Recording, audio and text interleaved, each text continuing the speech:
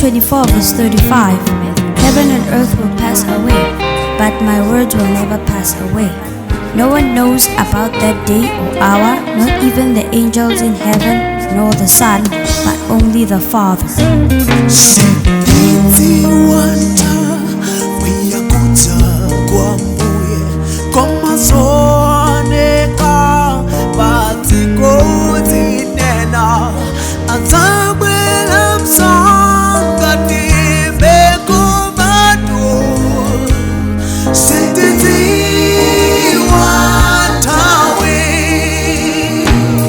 we know not the hour of the stars appearing, yet the signs of foretell that the moment is nearing when he shall return.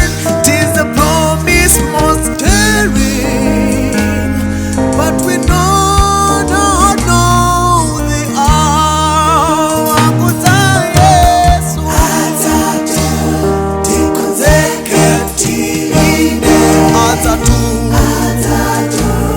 Hallelujah, hallelujah, atandipambuza tate wake komatu.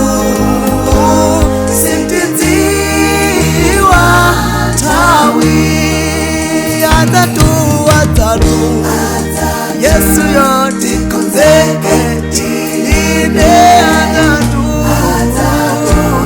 Hallelujah, hallelujah.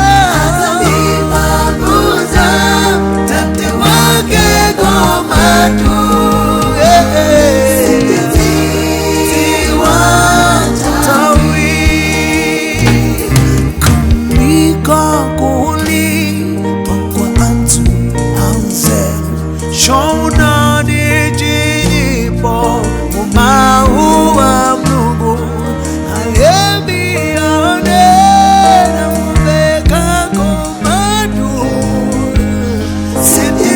Sitidziwa tawi siti masika pele sinite sikuleke sizosebeza izikosi.